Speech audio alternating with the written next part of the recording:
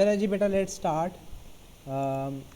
जो आते जाएंगे द वंस, तो वो ज्वाइन करते जाएंगे। लेट्स स्टार्ट बेटा जान, हमने वेक्टर्स को आज करना है स्टार्ट, कि वेक्टर्स में वेक्टर्स होते क्या हैं और उसमें क्या क्वेश्चंस आ सकते हैं हमें। लेट्स स्टार्ट बेटा जान। कोई वेक्टर्स पहले तो डिस्कस करते हैं कि वेक्टर्स जो हैं ये होते क्या है हमारे पास। ठीक है जी,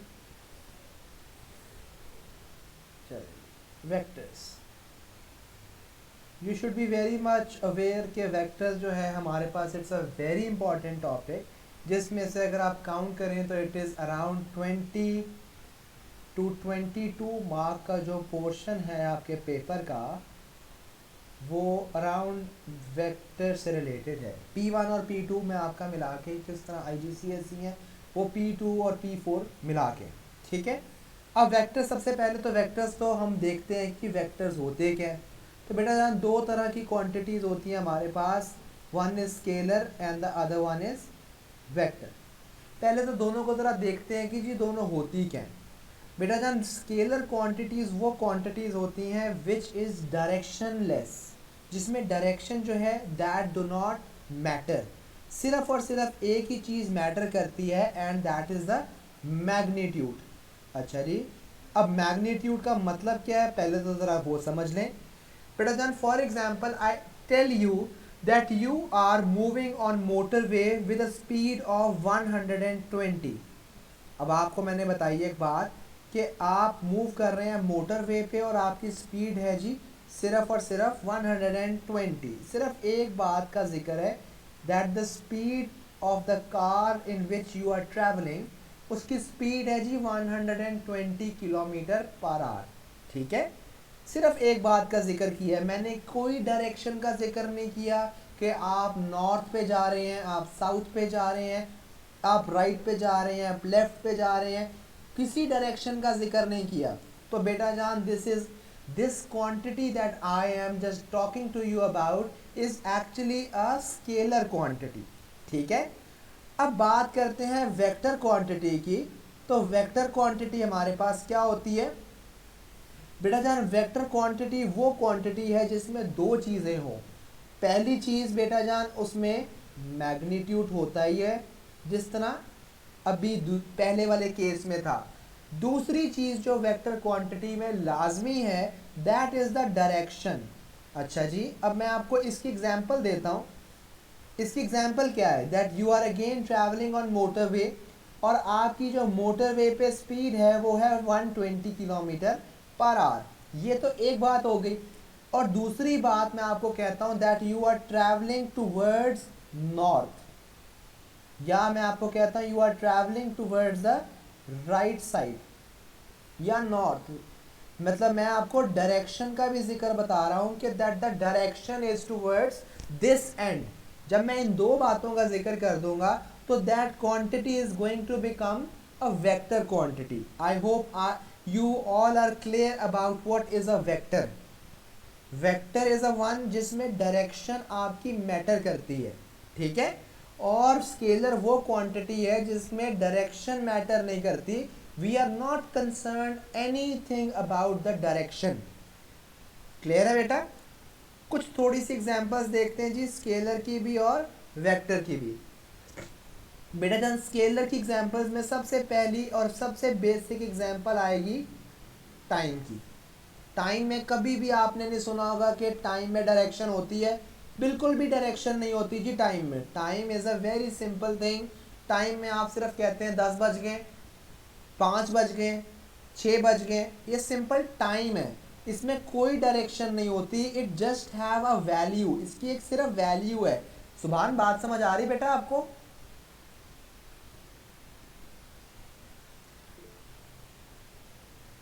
ओके, लेट्स मूव अहेड। और इसके अलावा टाइम की क्या, स्केलर की और क्या एग्जांपल हो सकती है? जिस तरह मैं अभी आपको ऊपर बता रहा था, speed. Speed does not have any direction, but speed की एक वैल्यू हो सकती है। तो स्पीड की डायरेक्शन नहीं है, तो speed is also a scalar quantity, nothing more than that. ठीक होगी बात? उसके बाद व्हाट एल्स बेटा जान? आप कहते हैं लेंथ, डिस्प्ले, डिस्टेंस। आप कहते हैं दो ऑब्जेक्ट के दरमियान में डिस्टेंस है तो distance is also a scalar quantity. तो ये बात सारी एग्जांपल्स हैं स्केलर की। इसके अलावा there can be multiple other examples as well, लेकिन let's move on to vectors. बेटा वेक्टर की सबसे पहली और बेसिक एग्जांपल, जिस तरह यहाँ पे स्पीड का जिक्र कर रहा हूँ, तो दूसरी वहाँ पर वेक्टर की very basic example is velocity. बेटा जान वेलोसिटी होती क्या है? बेटा जान स्पीड के अंदर, अगर स्पीड वाली चीज़ के अंदर डायरेक्शन का एलिमेंट ऐड कर दें तो that thing is going to become a velocity. ठीक है, स्पीड वाली चीज़ में, स्पीड में क्या होता है? खाली मैग्नीट्यूड होता है, सिर्फ और सिर्फ एक वैल्यू होती है। ठीक है, उस चीज़ के अंदर अगर आप डायरेक्शन को भी ऐड कर दें कि नॉर्थ जाना है, साउथ जाना है, ईस्ट जाना है, वेस्ट जाना है, राइट जाना है, लेफ्ट जाना है, तो बेटा जान वो चीज़ बन जाएगी वेलोसिटी। ठीक होगी बात? अच्छा, सेकंड चीज़ जो वेक्टर क्वांटिटी है वो है डिस्प्लेसमेंट। अब ये जो फिज़िक्स वाले लोग हैं, जो फिज़िक्स भी पढ़ते हैं, they can better relate to it कि डिस्प्लेसमेंट क्या होती है? स्ट्रेट लाइन डिस्टेंस, दो ऑब्जेक्ट्स के दरमियान में बिल्कुल सीधा डिस्टेंस जो है उसे कहते हैं डिस्प्लेसमेंट। फॉर एग्जांपल एक ऑब्जेक्ट है ये ए और एक ये ऑब्जेक्ट है बी। अगर हम बात करें ए से बी पे जाना है और बिल्कुल स्ट्रेट जाना है, तो बेटा जान देखें यहाँ पे डायरेक्शन मैटर करती है कि बिल्कुल स्ट्रेट जाना है। देखें डायरेक्शन मैटर करती है that you have to go straight. तो बेटा जान ये डिस्प्लेसमेंट होगी। अगर आप कहीं से भी जा सकते हैं, फॉर एग्जांपल पहले आप यहाँ गए, फिर यहाँ गए, फिर यहाँ से घूम घुमा के आप आ गए बी पे, तो बेटा जान ये डिस्प्लेसमेंट नहीं होती, ये डिस्टेंस होता है। ठीक होगी बात? और डिस्टेंस में आपको डायरेक्शन मैटर नहीं करती, आप चाहे कहीं से भी घूम के वहाँ पे अपनी डेस्टिनेशन पे पहुँच जाएं, it is going to be a it is just going to be a scalar quantity. I hope things are clear by now. अच्छा, लेट्स मूव अहेड बेटा जान। अब वेक्टर्स की, एक्चुअली वेक्टर्स की जो चीज़ है उसकी देखना हमने, वेक्टर्स की रिप्रेजेंटेशन होती कैसे है, वेक्टर्स होते कैसे हैं। अच्छा, उसको देखते हैं हम ज़रा। वेक्टर की रिप्रेजेंटेशन में सबसे पहली चीज़ के वेक्टर को हम लिखते कैसे हैं। बेटा जान ये देखिएगा, ये ए से बी वेक्टर को हम ऐसे लिखते हैं, एक छोटा सा ऊपर एरो लगाते हैं। और इसका ए और बी का क्या मतलब है, बड़े ध्यान से देखिएगा बेटा। ये ए और बी बता रहा है कि A is the starting point, आप एक जगह कहाँ से शुरू कर रहे हैं, और बी जो है it is telling you the place where you are heading to, जहाँ पे आप पहुँचना चाह रहे हैं, उसे आप कहते हैं एंडिंग पॉइंट। ठीक होगी बात? और ये एरो भी आपको यही बताना चाह रहा है। एरो क्या कह रहा है कि यहाँ से आप शुरू कर रहे हैं और एरो जिस डायरेक्शन में जा रहा है वो बता रहा है कि यहाँ पे आप जाना चाह रहे हैं। This is the place where you are heading to. बात फॉलो कर रहे हैं आप? अंडरस्टैंड कर रहे हैं कि किस तरह आप लिखते हैं वेक्टर को? जी सुभान, क्लियर है बात? उमर, उबैद, यहाँ तक कोई क्वेश्चन है बेटा तो बताएं। उबैद बेटा बात समझ आई है कि डायरेक्शन वेक्टर को पढ़ना कैसे है? हसान आपको समझ आई है बात की? ओके जी, हसन क्लियर, गुड। आगे चलते हैं बेटा जान। ओ हैदर आपको बेटे? अच्छा जी, अब बेटा जान ये वेक्टर को लिखते कैसे हैं और होता कैसे है, बड़े ध्यान से देखना मेरे साथ। बेटा जान वेक्टर को हम ऐसे लिखते हैं, ये ब्रैकेट डालते हैं दो, एक चीज़ ऊपर लिखी होती है और एक चीज़ नीचे। अब ये जो चीज़ ऊपर लिखी है ये क्या है और जो नीचे चीज़ लिखी है ये क्या है? बेटा जान ऊपर जो लिखा है वो x होता है और नीचे जो लिखा होता है वो y होता है। अब आपका क्वेश्चन माइंड में होगा कि x का क्या मतलब है और y का क्या मतलब है। बेटा x का मतलब है movement in the horizontal direction, movement in horizontal direction. अगर आपका ऑब्जेक्ट हॉरिजॉन्टली मूव कर रहा है, हॉरिजॉन्टल का मतलब क्या है? बिल्कुल फ्लैट, ठीक है, तो बेटा जान वो असल में एक्स डायरेक्शन मूव हो रही है, ठीक है, और वाई डायरेक्शन का मतलब क्या है, movement in the vertical direction, movement in vertical direction. अब बेटा जान इसको जरा समझते हैं कि इसका मतलब क्या है। बेटा जान एक्स असल में मतलब है एक्स एक्सिस से, एक्स एक्चुअली रिलेटेड है एक्स एक्सिस से, और वाई एक्चुअली रिलेटेड है वाई एक्सिस से, ठीक है। अब बेटा जान एक्स एक्सिस आपको पता है बिल्कुल फ्लैट एरिया को हम कहते हैं एक्स एक्सिस, और ये जो बिल्कुल खड़ा हुआ चीज होती है उसे हम कहते हैं वाई एक्सिस। अगर आपका ऑब्जेक्ट ऊपर और नीचे को मूव कर रहा है, अब इसको भी जरा समझिएगा, पहले एक्स को डिस्कस करता हूं। अब अगर आपका ऑब्जेक्ट हॉरिजॉन्टल में दो तरह मूव कर सकता है, अगर राइट साइड पे मूव कर रहा है तो बेटा जान आपकी एक्स की वैल्यू पॉजिटिव होगी, ठीक है, और अगर आपका ऑब्जेक्ट लेफ्ट पे मूव कर रहा है टुवर्ड्स द लेफ्ट साइड तो आपके एक्स की वैल्यू नेगेटिव होगी, ठीक है। इसी तरह अगर आपके y की वैल्यू दो तरह हो सकती है, या तो आपका ऑब्जेक्ट ऊपर को मूव कर रहा है अपवर्ड्स, या आपका ऑब्जेक्ट नीचे को मूव कर रहा है, ठीक है। जब बेटा जान वो अपवर्ड मूव करेगा तो उसके y की डायरेक्शन पॉजिटिव हो जाएगी, ठीक है, और अगर वो नीचे को मूव करेगा डाउनवर्ड्स तो उसके y की डायरेक्शन नेगेटिव हो जाएगी। यहां तक किसी को कोई क्वेश्चन है तो बेटा प्लीज पूछ लें। मैं दोबारा रिपीट करता हूं बेटा। बेटा जान ये ए और बी वाली बात तो समझ आ गई थी ना, सिर्फ ये वाली बात है ना एक्स और वाई वाली जो आपको नहीं समझ आई। अच्छा बेटा जान ये देखिएगा, आपका एक पॉइंट है, मैं आगे चलता हूं जरा एक मिनट। ये एक आपका पॉइंट है, ये जहां पे आप खड़े हैं, ठीक है। अब अगर आप इस पॉइंट से राइट साइड पे मूव करेंगे तो बेटा जान आपके, या आप लेफ्ट साइड पे मूव करेंगे हॉरिजॉन्टली, यही दो बातें हो सकती है ना।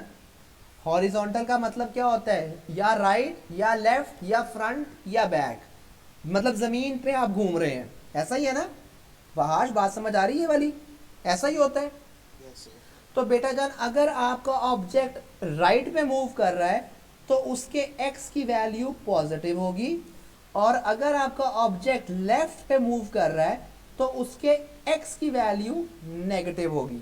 ये एक्स के वैल्यू की बात कर रहा हूं मैं, समझ आई बात। yes, अच्छा अगर दूसरा केस देखें कि यहां पे अब आपका ऑब्जेक्ट है ये पड़ा, लेकिन आपका ऑब्जेक्ट या तो ऊपर को मूव कर रहा है अपवर्ड्स, या आपका ऑब्जेक्ट नीचे को मूव कर रहा है डाउनवर्ड्स, ठीक है। बेटा जान अगर आपका ऑब्जेक्ट ऊपर को मूव कर रहा है तो उसके y की वैल्यू पॉजिटिव होगी, और अगर नीचे को मूव कर रहा है तो उसके y की वैल्यू नेगेटिव होगी। आप समझ आई बेटा बात की।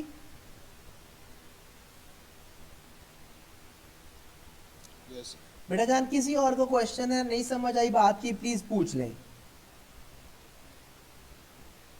चले जी आगे चलते हैं, लेट्स मूव अहेड। अच्छा जी थोड़ा सा इसे चेंज करेंगे। अच्छा अब ये देखिएगा जी, इसमें अब हम एग्जाम्पल्स करेंगे कुछ। एग्जाम्पल नंबर 1, बेटा जान एग्जाम्पल नंबर 1 में आपके पास एक वेक्टर लिखा हुआ है, और वो वेक्टर है A B vector, this is vector A B, और इस वेक्टर की वैल्यू है 3 and 4। आपको मैंने अभी एक बात बताई थी, रीइंफोर्समेंट करते हैं कि ये ए का मतलब है स्टार्टिंग पॉइंट और बी का मतलब क्या है, ending point. Very well done, बहुत बेहतरीन। और ये जो ऊपर वाली वैल्यू है ये बताती है कि आपका ऑब्जेक्ट हॉरिजॉन्टल किस तरह मूव किया है, और ये जो नीचे वाली वैल्यू है ये बताती है कि आपका ऑब्जेक्ट जो है वो अप या डाउन कितना मूव किया है। ठीक होगी बात। अब मेरे साथ आपने ज़रा देखना है, मैं आपको कहता हूँ बेटा जान ये है जगह जहाँ पे आप अभी करंटली खड़े हैं, और जहाँ पे आप करंटली खड़े हैं स्टार्टिंग पॉइंट कहेंगे उसको, और वो है आपका ए। इस क्वेश्चन में वो है ए। अब अगर आप क्वेश्चन के वेक्टर को पढ़ें, वो क्या कह रहा है कि आपने 3 steps towards the positive side जाना है, क्योंकि x की वैल्यू +3 लिखी हुई है, ऐसा ही है ना। और +3 का मतलब होता है आपने राइट साइड पे जाना है। ये देखिए, मैं आपको पीछे दिखाता हूं, ये देखिए ये अगर आपके राइट, अगर x की वैल्यू पॉजिटिव है तो आपने किस डायरेक्शन में जाना है बेटा, राइट साइड पे। अब यहाँ पे हम कहाँ को जाएंगे, राइट पे। और हमने कितने स्टेप जाना है, हमने 3 स्टेप्स टूवर्ड्स द राइट जाना है। चले जी चलते हैं। First step, second step and third step. आपको हॉरिजॉन्टली मूव आपने कर लिया। अब आप अगर गौर से देखें तो y डायरेक्शन आपकी या तो ऊपर होती है और या फिर नीचे।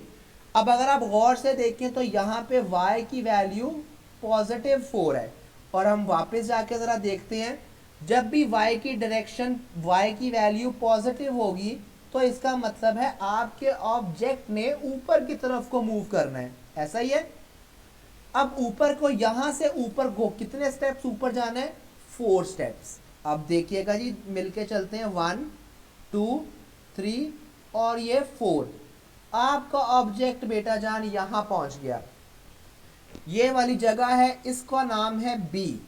असल में ये वेक्टर था बेटा, यहां से यहां डायरेक्ट आपका ऑब्जेक्ट ए से निकला और डायरेक्ट बी पे पहुंचा, तो बेटा जान वो ये वाला वेक्टर बना, which means 3 +3 towards the right side and 4 boxes towards upper side. जी बेटा जान, ये वेक्टर बना आपका ए बी। बनाना समझ आ गया सबको? किसी को नहीं आया तो प्लीज पूछ लें। जी उबैद, सुभान, वहाज, उमर, हैदर, सबको समझ आ गया बेटा किस तरह बनाना है? चलें आगे चलते हैं जी, लेट्स मूव अहेड। एक और एग्जाम्पल करते हैं, एग्जाम्पल नंबर 2। एग्जाम्पल नंबर 2 में जो वेक्टर है वो है पी क्यू। पी से निकलेंगे और हमने जाना है कहाँ को, क्यू की तरफ। और वेक्टर में है क्या, 3 एंड -4। 3 एंड -4। आपको पता चल जाना चाहिए अब तक कि आपका जो स्टार्टिंग पॉइंट है उसका नाम है P, और जहां पे आपने पहुंचना है एंडिंग पॉइंट, उसका नाम है यहाँ पे Q। अब बेटा जान आप कहाँ पे खड़े हैं इस वक्त, आप खड़े हैं P पे, और P आपकी ये जगह है, दिस इज द P। क्योंकि हम उसको पढ़ने का तरीका सीख रहे हैं ना अभी, तो I can put P anywhere I want to. अच्छा, मैंने राइट पे जाऊंगा या लेफ्ट पे जाऊंगा? पहले हॉरिजॉन्टल को जरा देखते हैं। वहां आज मुझे बताइएगा बेटा, मैं राइट पे जाऊंगा या लेफ्ट पे?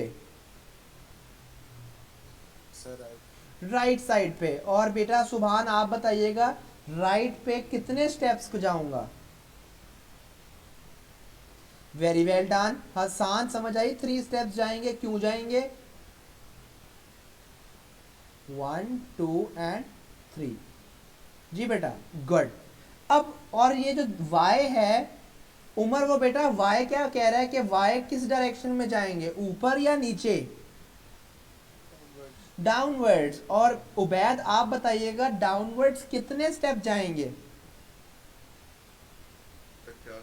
वेरी वेल डन बेटा जान, 1 2 3 और ये 4। तो बेटा जान आपका ऑब्जेक्ट असल में कहाँ जाना है, यहाँ पे, यहाँ। तो अब वेक्टर क्या बनेगा, और ये पॉइंट है असल में Q। अब आप इसका वेक्टर अगर ड्रॉ करें तो वेक्टर की डायरेक्शन ये है, which is from P till Q। I hope it is clear to everyone कि वेक्टर कैसे बनाएंगे। जी क्लियर है सबको? एक और एग्जाम्पल और लास्ट एग्जाम्पल करते हैं वेक्टर को अंडरस्टैंड करने की, ताकि अगर किसी की कोई क्वेरी भी है तो वो क्लियर हो जाए। एग्जाम्पल 3। और एग्जाम्पल 3 में पीछे वाला पेज खोलेंगे। जी बेटे जी, बेटा जान 3 steps towards the right side and negative means downwards and 4 steps downwards.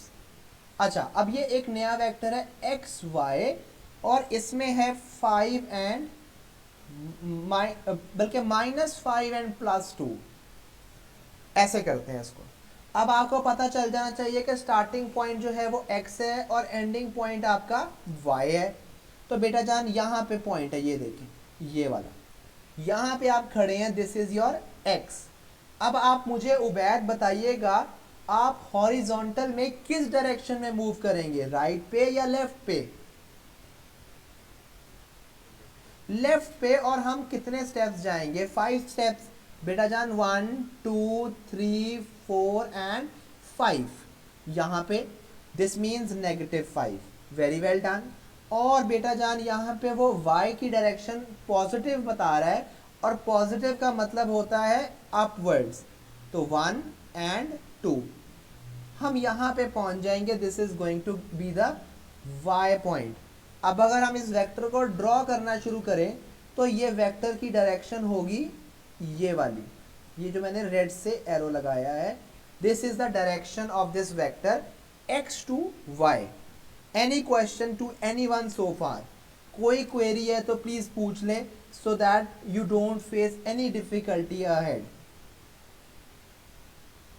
Hasan बच्चे क्लियर है सब? ओके जी, ओके जी, वेरी वेल डन। सुभान आपको भी बच्चे क्लियर है?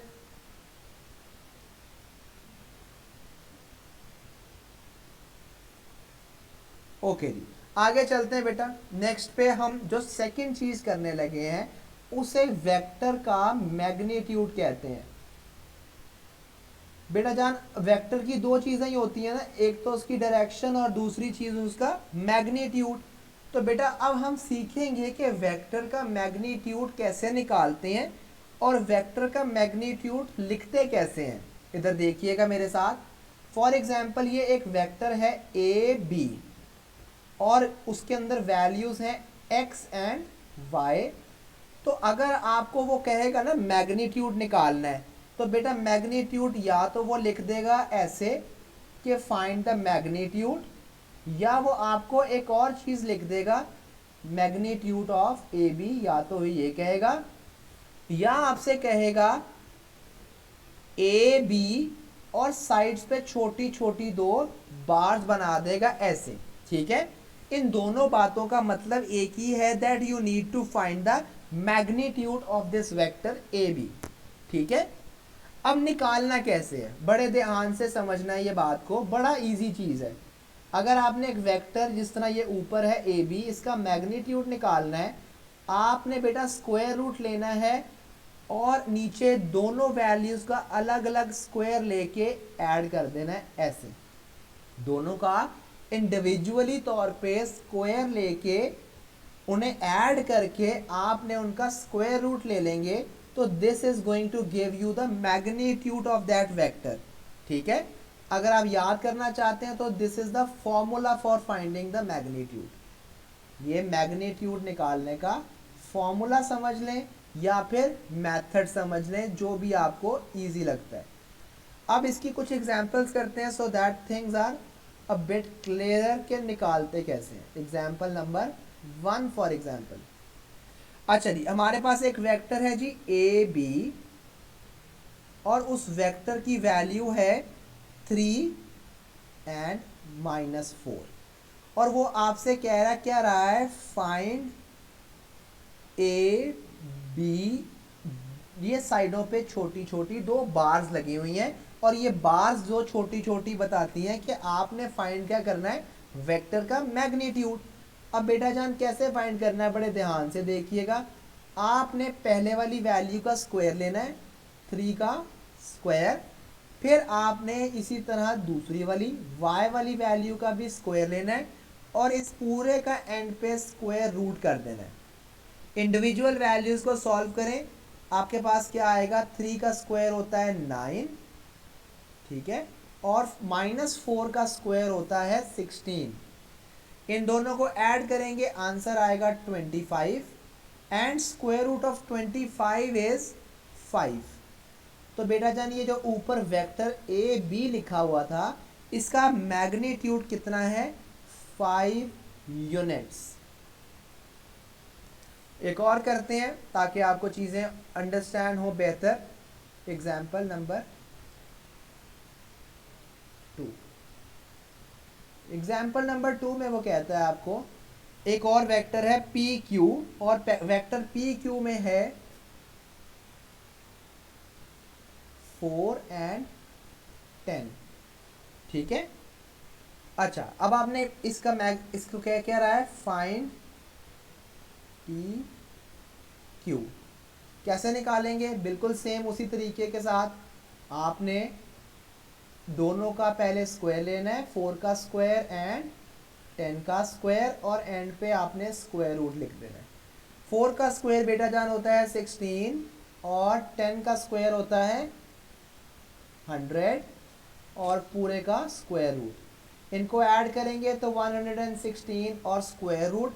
अगर P1 का क्वेश्चन है तो आप इसे ऐसे ही छोड़ देंगे, अदरवाइज डेसिमल में लिख देंगे और IGCSE वाले डेसिमल में आंसर फाइंड आउट करेंगे। ठीक है। आगे एक और एग्जाम्पल करते हैं। Example number 3। एग्जाम्पल नंबर 3 में एक वेक्टर है आपके पास एक्स वाई और उसकी वैल्यू है बेटा ए एंड 12 और उसने आपको एक चीज़ बताई हुई है that the magnitude of this vector X Y, ये जो वेक्टर एक्स वाई है इसका मैग्नीट्यूड आपको पता है विच इज़ 13 यूनिट्स। ठीक है। And he asks you to find the value of A. आपने ए की वैल्यू फाइंड करनी है। अच्छा let's try to apply the formula. वो जो मैग्नीट्यूड निकालने का फॉर्मूला है वो अप्लाई करते हैं। याद रखिएगा एक चीज़, अगर क्वेश्चन में आपको एक चीज़ गिवन है तो इट डजंट मीन्स कि वो अननेसेसरी है। बेटा जान आप उसका फॉर्मूला अप्लाई करके कोई डेफिनेटली और चीज़ लाजमी फाइंड आउट कर सकते हैं। ठीक है। अब इसको करते हैं। अब इसका किस तरह निकालते थे मैग्नीट्यूड? पहले दोनों का स्क्वायर लेंगे और फिर उसका स्क्वायर रूट लेंगे। ठीक है। अब इनका स्क्वायर इसको यहाँ करते हैं।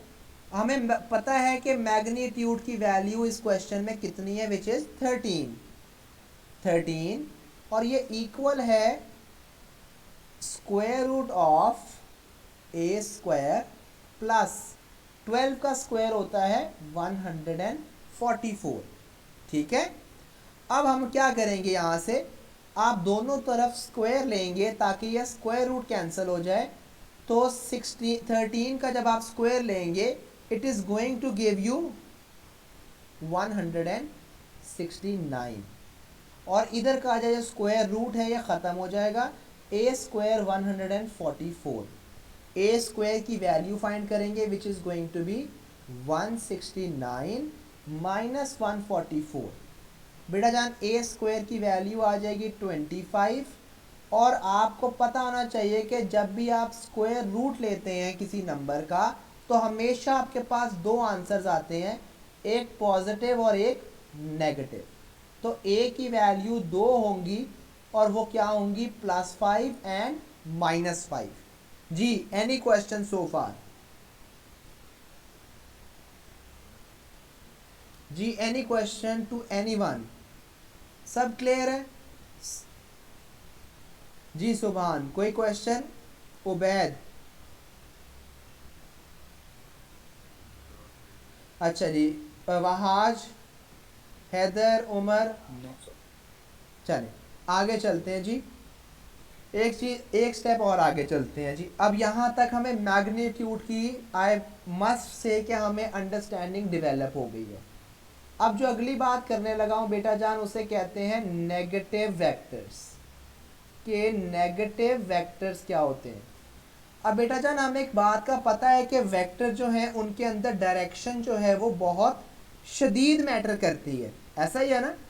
तो बेटा जान नेगेटिव वेक्टर्स वो वेक्टर्स होते हैं जिनका सेम मैग्नीट्यूड हो, उनका मैग्नीट्यूड सेम हो, बट डायरेक्शन टोटल ऑपोजिट हो।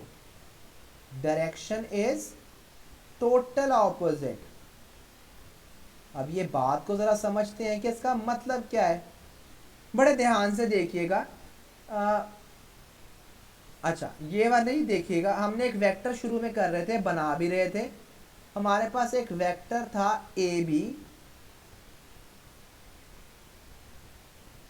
अच्छा जी, ये वाली एग्जाम्पल को पिक कर लेते हैं, एक मिनट।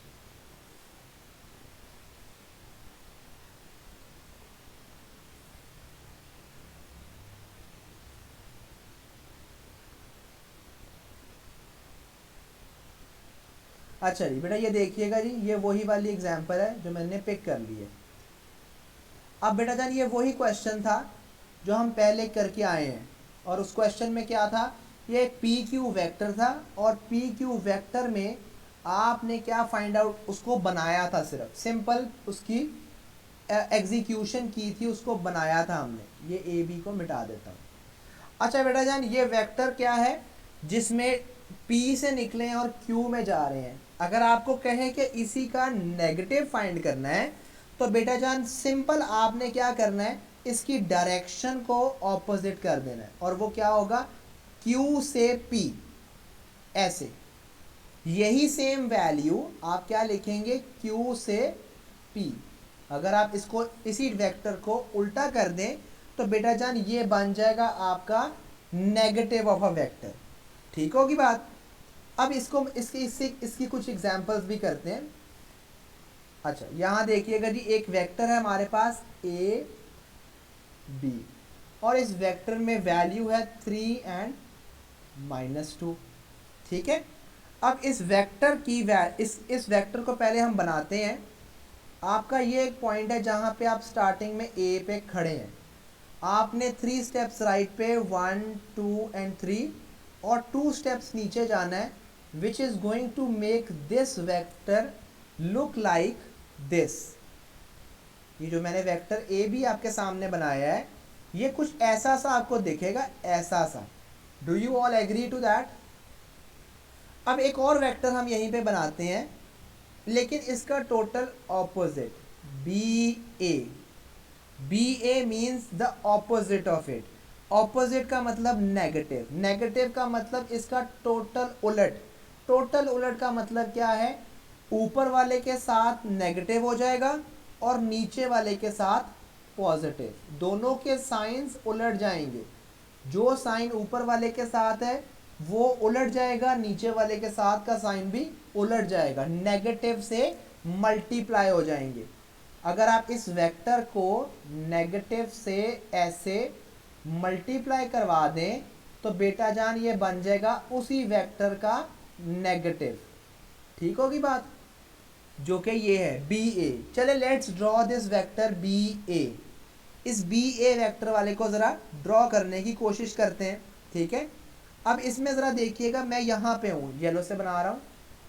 मैं शुरू में initially I am standing over here at B, क्योंकि इसमें स्टार्टिंग पॉइंट जो है वो बी है, और हमने जाना कहाँ को है, 3 steps towards the left, 1 2 and 3, और 2 steps upward. 2 step upward means like this. तो बेटा जान ये अगर वेक्टर को हम प्लॉट करें तो it is going to look like this to you, ऐसे। बी टू ए, अगर आप गौर से देखें, does the A B vector and B A vector, do they both look similar to you. सिर्फ एक चीज का दोनों में फर्क है, और वो दोनों में किस चीज का फर्क है, डायरेक्शन का। Do you agree Ubaid.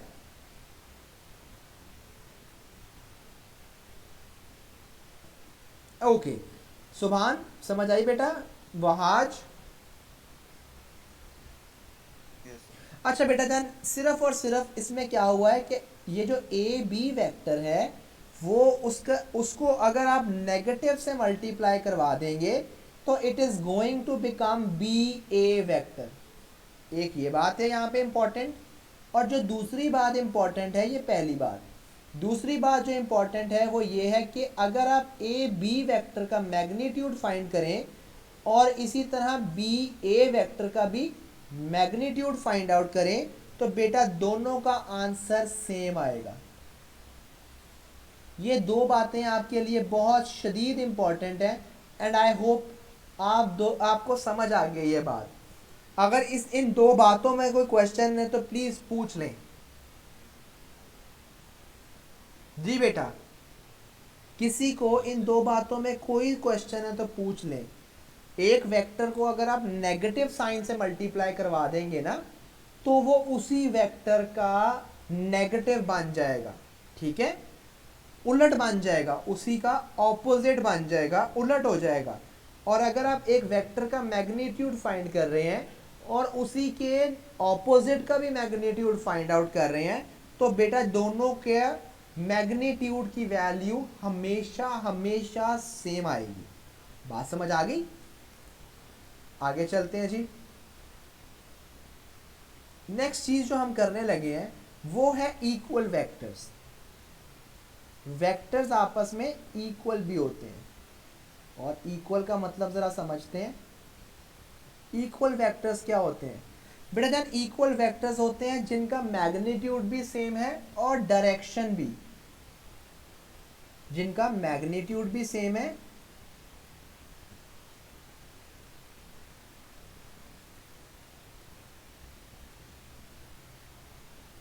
अच्छा जी, अब जरा समझते हैं, इसको बनाकर समझते हैं कि मैग्नीट्यूड और डायरेक्शन दोनों सेम कैसे। दोनों के दोनों को सेम होना है। इधर देखिएगा जी कैसे। अब आपके पास एक वेक्टर है, मैंने बना रहा हूं, ए यहां से शुरू हो रहा है वो इस जगह से, और वो यहां पे एंड हो रहा है ए इस जगह पे। ये वेक्टर है आपका ए से B, this is A and this is B. ये आपके पास एक वेक्टर है। Can any one of you tell me इस वेक्टर की क्या वैल्यूज है अगर मैं लिखना चाहूं? Any one of you who could help मी?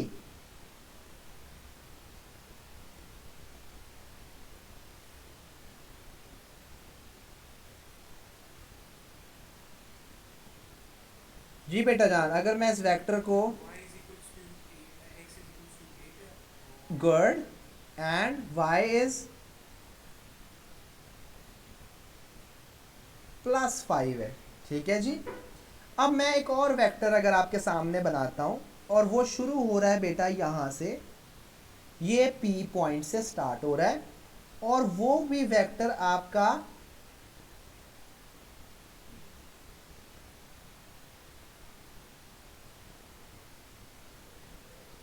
यहां पे जाकर Q पे बन रहा है। अगर आपका वो ऐसा सा वेक्टर बन रहा है, बिल्कुल ऐसा बेटा जान, P से स्टार्ट हो रहा है और Q पे एंड हो रहा है। एनी वन ऑफ यू जिसने मुझे अभी बताया उसको छोड़ के कोई और मुझे इस वेक्टर के बारे में लिखवा सकता है?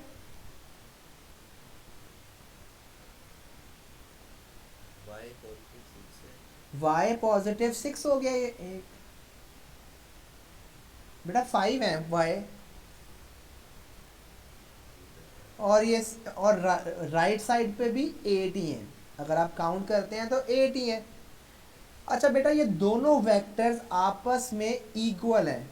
ये दोनों ए बी वेक्टर और ये जो पी क्यू वेक्टर हमने बनाए हैं, दे बोथ आर इक्वल। और उनका रीजन, दो रीजन है इनके। इन एक बात तो इनकी सेम डायरेक्शन है, ठीक है। पहली बात, क्या देख सकते हैं आप दोनों राइट साइड पे और ऊपर मूव कर रहे हैं? Do you all agree to that कि दोनों वेक्टर्स राइट साइड पे और अपवर्ड मूव कर रहे हैं? डू यू ऑल एग्री कि दोनों की सेम डायरेक्शन है? दूसरी बात कि इन दोनों का मैग्नीट्यूड भी सेम है। चले जी फाइंड आउट करते हैं। अगर हम ए बी वेक्टर का मैग्नीट्यूड फाइंड आउट करें बेटा जान, कैसे करेंगे? अभी थोड़ी देर पहले हमने सीखा था 8 का स्क्वायर प्लस 5 का स्क्वायर, सो 64 प्लस 25 और ऊपर आ गया स्क्वायर रूट। आपके पास आएगा स्क्वायर रूट ऑफ 89 और ये किस वेक्टर का है, ए बी वेक्टर का मैग्नीट्यूड। इसी तरह let's find out the magnitude of the vector P Q. कैसे निकालेंगे बेटा, बिल्कुल वैसे ही सेम मेथड से 8 का स्क्वायर प्लस 5 का स्क्वायर 64 प्लस 25 और पूरा ऊपर क्या आएगा स्क्वायर रूट। जब हम इसका स्क्वायर रूट निकालेंगे वही सेम मैग्नीट्यूड आ रहा है। Do you all agree to that? ये जो पी क्यू का वेक्टर का मैग्नीट्यूड है और ये जो ऊपर ए बी वेक्टर का मैग्नीट्यूड है, क्या ये सेम नजर आ रहा है आपको? तो बेटा जान दूसरी बात भी प्रूव हो गई कि सेम मैग्नीट्यूड है। अब अगर ये दोनों बातें फुलफिल हो जाती हैं तो बेटा जान वो दोनों वेक्टर्स आपस में इक्वल हैं। दोनों वेक्टर्स आपस में इक्वल हैं और वो कब इक्वल हैं, जब ये दोनों बातें फुलफिल हो रही हैं। ठीक है, और ये दोनों बातें आपके लिए और बहुत इंपॉर्टेंट होगी। समझ आ गई बात की? एनी क्वेश्चन सो फार? किसी का भी एक छोटा सा चुन्ना मुन्ना किसी तरह का भी क्वेश्चन है तो प्लीज पूछ लें। वहां आज समझ आ गई बेटे?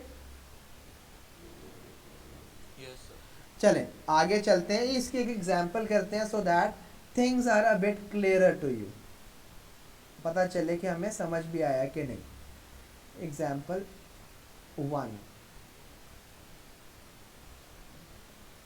एग्जाम्पल 1 में हमारे पास क्या है, एक वेक्टर है जी हमारे पास p और उस वेक्टर में वैल्यूज है a एंड 3 और एक और वेक्टर है हमारे पास q और उस वेक्टर में वैल्यूज हैं -6 कह लें आप और इधर बल्कि हाँ -6 कह लेते हैं और नीचे वाले में कह लें आप a प्लस 2b। ठीक है, और वो हमें एक और चीज़ कह रहा है that the vector p is equal to vector q। ये कंडीशन हमें उसने बता दी है कि वेक्टर्स जो ये दो हैं दे आर इक्वल। अब इक्वल का मतलब हमें पता है and what do we need to find out, we need to find the value of a and b। बेटा जान a का इक्वल वेक्टर्स का मतलब है उसके x की वैल्यू x के साथ मैच कर रही है और y की वैल्यू y के साथ मैच कर रही है। अब a की वैल्यू यहाँ से बड़े इजीली हम फिगर आउट कर सकते हैं और वो हमारे पास आ जाएगी -6। b की वैल्यू का क्या मतलब है कि y वाले कॉरस्पॉन्डिंग के साथ इक्वल है। सो यहाँ पे हमारे पास क्या आएगा 3 is equal to a plus 2b। अब यहाँ से a की वैल्यू हमें ऑलरेडी पता है, इसको यहाँ पे रिप्लेस करते हैं तो ये बनेगा 3 is equal to -6 plus 2b। Like terms को सिंप्लीफाई करते हैं 3 plus 6 is equal to 2b और ये हमारे पास बन जाएगा 9 is equal to 2b and from here b is equal to 9/2। मैं रिपीट करता हूँ बेटा, दोबारा देखिएगा। ये कह रहा है कि दो वेक्टर्स इक्वल हैं। दो वेक्टर्स इक्वल कब होंगे, जब उनकी कॉरस्पॉन्डिंग वैल्यूज आपस में इक्वल होंगी। ठीक है, कॉरस्पॉन्डिंग वैल्यूज का मतलब क्या है कि x वाली वैल्यू दूसरे वाले वेक्टर के x वाले वेक्टर के साथ इक्वल होगी और y वाली वैल्यू इसी तरह y वाली वैल्यू के साथ इक्वल होगी। अगर ये दोनों बातें हैं तो ना इक्वल हैं और यही लिखा हुआ क्वेश्चन में भी। अब हमने क्या किया, ये a वाला, ये a जो था ये इस वाले के x कंपोनेंट में था, यही था ना, और इस वाले का x कंपोनेंट ये वाला नंबर था, तो ये दोनों आपस में इक्वल होंगे और यहाँ से हमें बड़ा easily we were able to figure out the value of x। बात समझ आई है वाली आपको? और इसी तरह y की जब हमने वैल्यू निकालनी है तो हमें पता है कि ये y कंपोनेंट है पहले वाले का और ये y कंपोनेंट है दूसरे वाले का। बेटा जान इन दोनों को भी हमने आपस में रखना है इक्वल। ठीक होगी बात? इक्वल रखा और यहाँ से हमने ऑलरेडी a की वैल्यू फाइंड आउट की हुई थी और वो हमने पुट की और हमने आंसर फाइंड आउट कर लिया। a की वैल्यू भी आ गई और बेटा b की वैल्यू भी आ गई। जी बेटा समझ आ गई है? Any question to anyone?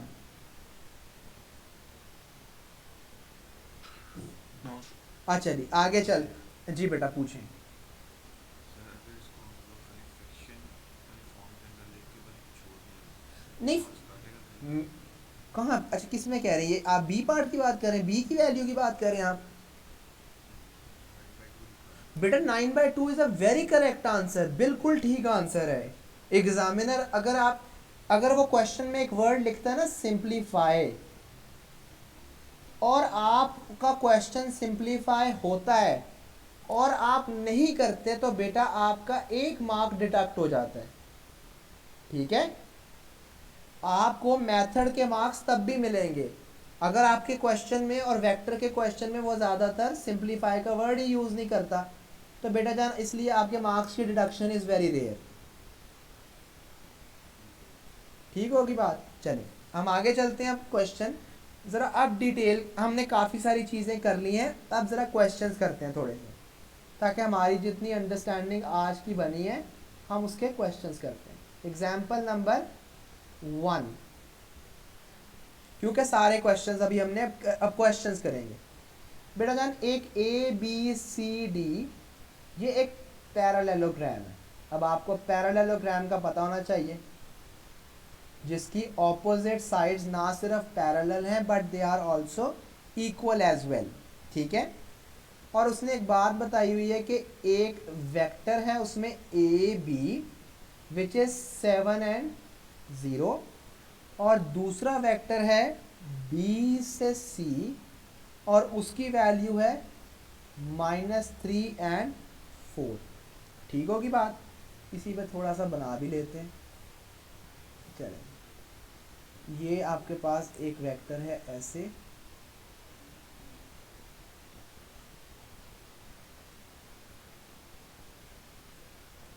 ठीक है जी, और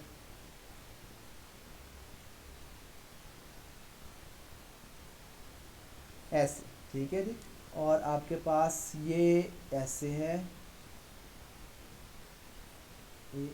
this is the parallelogram that he is talking about. इसमें ये आपका ए है, ये आपका बी है, this is C and this is D. अब आपको पता है पैरेललोग्राम में क्या होता है, आपको ऑपोजिट साइड्स ना सिर्फ पैरेलल होती हैं but they are equal as well. तो पैरेललोग्राम की जो प्रॉपर्टी है, it is very important, parallel sides, और दूसरी बात इक्वल ऑपोजिट साइड्स। ये आपको याद होनी चाहिए, ऑपोजिट साइड इक्वल भी होनी चाहिए। अब बेटा जान ये जो ए बी वेक्टर है इसकी वैल्यू हमें गिवन है विच इज़ 7 एंड 0, और दूसरा ये जो बी सी वेक्टर है इसकी वैल्यू भी हमें गिवन है विच इज़ अ लिटिल, मेरी थोड़ी सी डायग्राम में डिफरेंस है, इसकी वैल्यू हमें दी हुई है -3 एंड 4। हालांकि ये थोड़ा सा इधर को टिल्ट होना चाहिए था टुवर्ड्स द लेफ्ट साइड। ठीक है, डायरेक्शन में थोड़ा सा डिफरेंस है। अब सबसे पहले पार्ट को ज़रा देखिएगा मेरे साथ, फाइंड ए बी, ये चीज़ बताइएगा जी क्या फाइंड करना है ये पहले पार्ट में। मैग्नीट्यूड है। Very well done, magnitude. और मैग्नीट्यूड का एनी वन ऑफ यू कोई मुझे बताएगा बेटा कि मैग्नीट्यूड का फॉर्मूला मुझे भूल गया, आप बताइएगा please. Sir square root X square plus Y square. Very well done बेटा जान, हम इसका मैग्नीट्यूड निकालते हैं।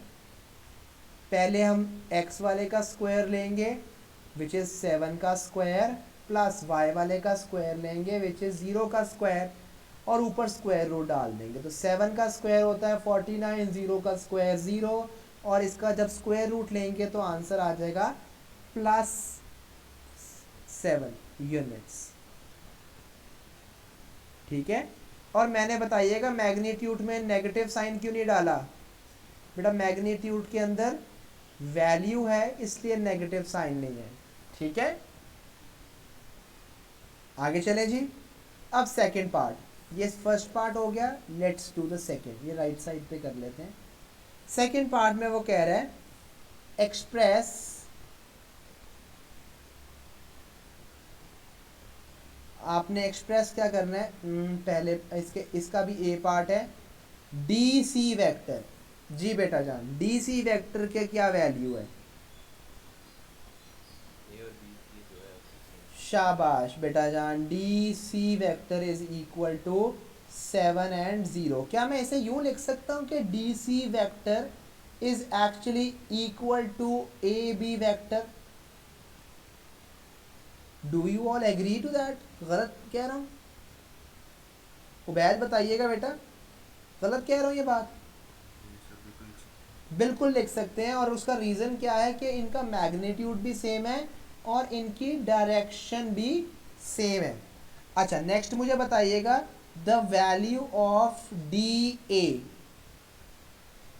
बड़े ध्यान से सोच के बताना है आपने इसको, ये बस डी से ए डायरेक्शन उलट हो रही है। हैं सर 3 - 4। डायरेक्शन उलट होने का मतलब क्या है? जो इसके पैरेलल वेक्टर है उसको नेगेटिव से मल्टीप्लाई करवाना है आपने। तो नेगेटिव से मल्टीप्लाई करवाने का क्या मतलब है? Negative of -3 and 4। तो डी ए वेक्टर की वैल्यू क्या आएगी? 3 and -4। जी, is it clear? This is very important thing. ये समझ आई बात की?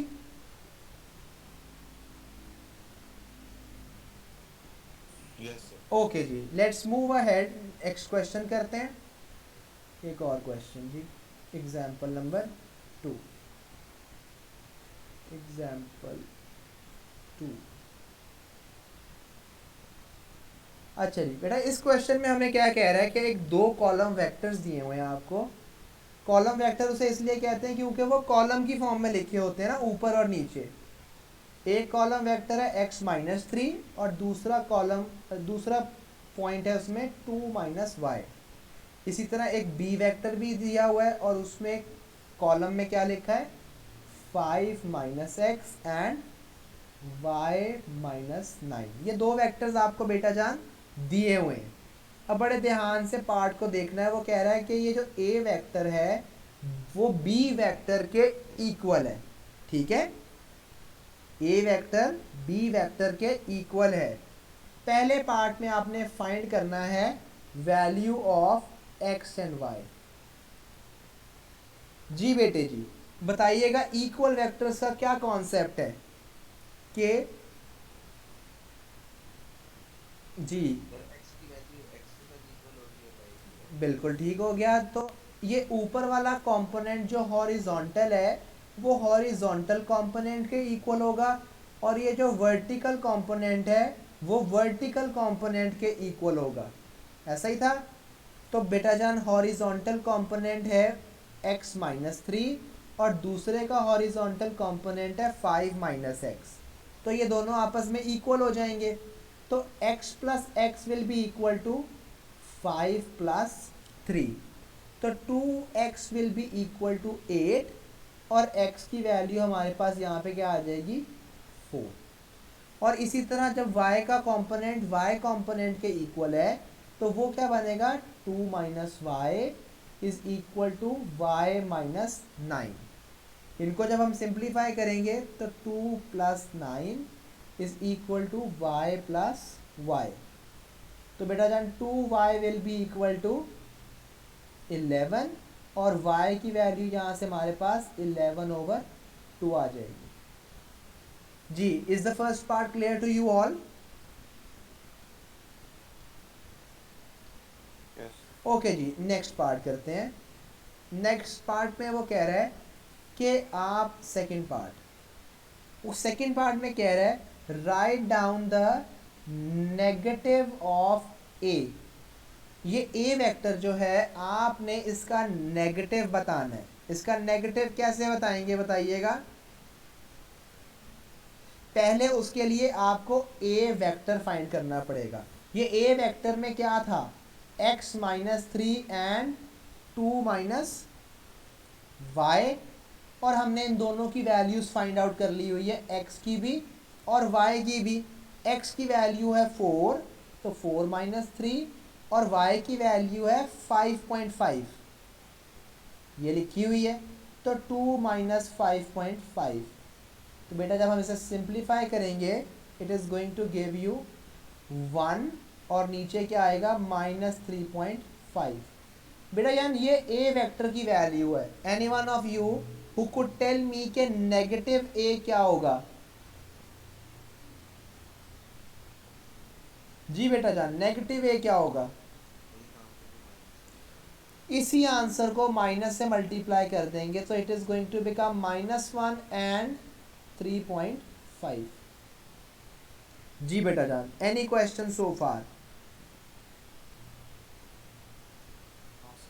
इस क्वेश्चन का थर्ड पार्ट करते हैं, और थर्ड पार्ट में वो हमसे क्या कह रहा है? Show that, third part, show that ये चीज़ इक्वल ये चीज़। अब मुझे ये चीज़ का नहीं पता कि ये जो चीज़ है वो क्या है। अब आप लोग ही मुझे बता सकते हैं कि ये जो मैंने साइंस बनाए हैं ये क्या हैं। बताइएगा जी, ये जो पहली ए का क्या मांगना चाह रहा है यहाँ पे? वेरी गुड बेटा जान, ए का मैग्नीट्यूड। उसके लिए मैं ए वेक्टर को ज़रा आगे आपके साथ लिख लेता हूँ। ए वेक्टर है 1 एंड -3.5। ए वेक्टर जो है इट इज़ 1 एंड -3.5। और बेटा जान इसी तरह जो बी वेक्टर है उसको फाइंड करेंगे हम। वो क्या था? 5 - x एंड y-9। और x और y की वैल्यूज़ हमने फाइंड की हुई थी, विच वर 4 एंड 5.5। 4 एंड 5.5 को जब यहाँ पे पुट करेंगे तो 5 - 4 एंड 5.5 - 9, इसको सिंप्लीफाई करें तो बी वेक्टर की वैल्यू आ जाएगी, और वो कितनी होगी? 1 एंड, जी बताइएगा, -3.5। Do you all agree? इसको बेटा सिंपल माइनस किया मैंने। अच्छा, अब ए वेक्टर का हमने, आप में से किसी ने बताया कि हमने उसका मैग्नीट्यूड फाइंड करना है। कैसे करते हैं मैग्नीट्यूड? 1 का स्क्वायर प्लस -3.5 का स्क्वायर और स्क्वायर रूट। बेटा जान इसको जब फर्दर सिंप्लीफाई करेंगे तो you are going to get an answer, ठीक है? और उसको आंसर को अगर हम फाइंड आउट करेंगे, any one of you could do please? बेटा जान मल्टीप्लाई बाय 2 नहीं करना, स्क्वायर लेना है। तो 1 प्लस इसका स्क्वायर चाहिए मुझे 12.25, या इसको मेरे ख्याल से 49/4 भी लिख सकते हैं, ठीक है? अब बेटा जान इनका डिनोमिनेटर सेम करेंगे, 4 एंड 4, तो ये क्या बन जाएगा? 4 + 49 क्या होता है? 53, और नीचे क्या आएगा? 4। तो square root of this thing is actually equal to this. ठीक होगी बात? अब यहाँ पे दूसरी साइड का भी बी वेक्टर का मैग्नीट्यूड कौन निकलवाएगा मेरे साथ? कैसे आएगा? स्क्वायर रूट ऑफ 1 का स्क्वायर प्लस -3.5 का स्क्वायर। जब इसको भी हम फर्दर सॉल्व करेंगे तो it is going to give you the same very steps. Agreed? 53/4। और बेटा जान यही वो क्वेश्चन में कह रहा था कि आपने शो करना है कि ये दोनों वेक्टर्स के जो वैल्यूज़ हैं, मैग्नीट्यूड्स जो हैं, they are both equal. Show हो गया? और दोनों के वेक्टर्स के मैग्नीट्यूड जो हैं उनका आंसर आता है स्क्वायर रूट ऑफ 53/4। ठीक होगी बात? अच्छा जी, इसका बी पार्ट करते हैं। ये तो ए पार्ट हुआ अभी, let's do the B part. और बी पार्ट में वो कह रहा है कि आपकी if magnitude of A is equal to the magnitude of B, ये कंडीशन दे रहा है। आपने पहले पार्ट में क्या करना है? Express y in terms of x। पहले पार्ट में आपने ये करना है, ठीक है? और कैसे करना है जी बताइएगा? क्या कहना चाह रहा है? वो ये कहना चाह रहा है कि magnitude of a is equal to the magnitude of b। अब हमारे पास ए वेक्टर जो है वो असल में क्या है, A vector is actually X minus three, two minus Y, और बी वेक्टर हमारे पास इसी तरह क्या है, five minus X and Y minus nine. अब वो कह रहा है कि इन दोनों का मैग्नीट्यूड आपने फाइंड करना है और वो इक्वल करना है। कैसे करते थे मैग्नीट्यूड, याद होना चाहिए आपको, x minus three whole square plus two minus Y whole square, और पूरे के ऊपर क्या आ जाएगा, स्क्वायर रूट। यही काम आप राइट साइड पे करेंगे क्योंकि वहाँ भी हमने मैग्नीट्यूड ही फाइंड करना है। तो five minus X whole square plus Y minus nine whole square.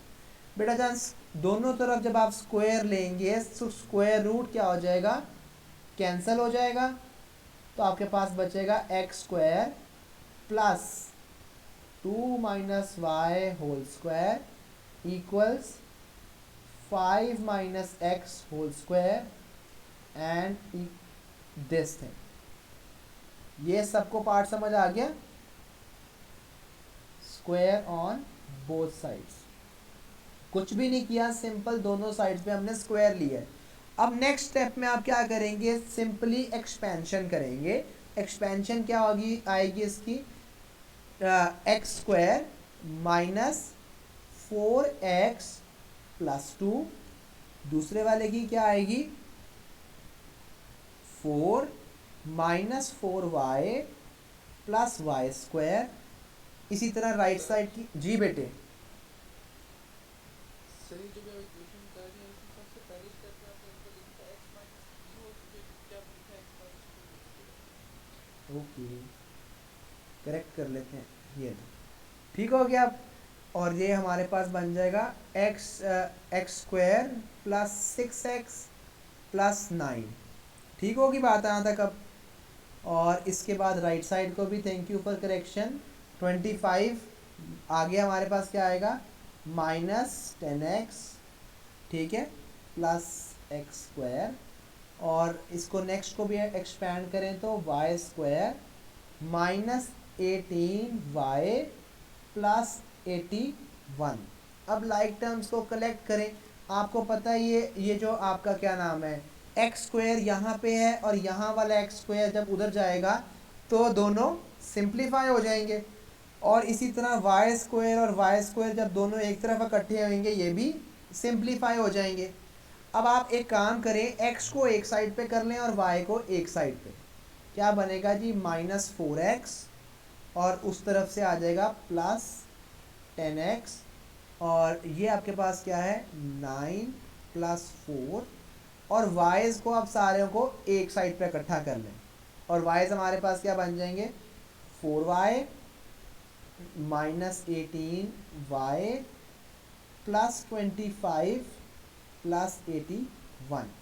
इसको सिंप्लीफाई करें जी, बताइएगा मुझे क्या आता है, six x plus 13 is equal to minus 14y, और इसको ऐड करेंगे तो क्या बनेगा, 6 and 106।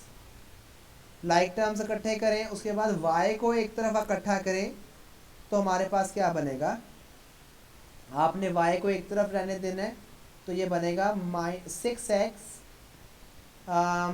Minus plus 113 minus 106 is equal to minus 14y। अब लाइक टर्म्स को सिंप्लीफाई करें तो six x plus minus 93 is equal to minus 14y। आपने आंसर y के टर्म्स में देना है, x की टर्म्स में देना है, तो six x minus 93 divided by minus 14, ये आपका आंसर आ गया इस पार्ट का। जी बेटा जान, एनी क्वेश्चन सो फार? जी सर हम पहले तो x और y की वो पिछला पार्ट है, वो पिछला पार्ट था बेटा, उसमें उसने वो पिछला पार्ट था, ठीक है। ये अभी इस क्वेश्चन के अंदर हम x और y की वैल्यू पहले फाइंड कर सकते वो ए पार्ट में था ना, वो ए पार्ट में उसने कुछ चीज़ें बताई हुई थी जिसके थ्रू हमने निकाल लिया। ए पार्ट में उसने कहा था कि दोनों वेक्टर्स आपस में इक्वल हैं, लेकिन इस तो फिर कर सकते थे, लेकिन यहाँ पे वो सेकंड पार्ट में वो क्या कह रहा है कि दोनों के मैग्नीट्यूड इक्वल हैं, दोनों वेक्टर्स नहीं इक्वल, दोनों के मैग्नीट्यूड इक्वल हैं। अब बात फॉलो कर रहे हैं आप? यहाँ तक कोई प्रॉब्लम है तो बेटा बताएं।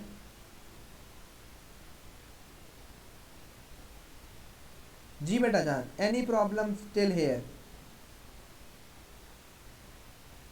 सर वो -93 के नीचे -9x है सर।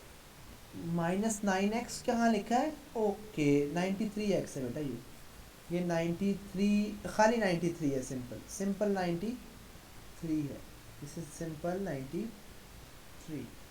जी क्लियर है बेटा जान? इसके अलावा कोई और क्वेश्चन है तो बेटा पूछ लें। जी एनी क्वेश्चन सो फार?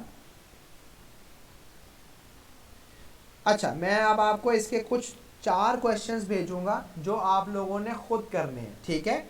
और कल हम एक नई चीज स्टार्ट करेंगे which is going to be addition and subtraction of vectors.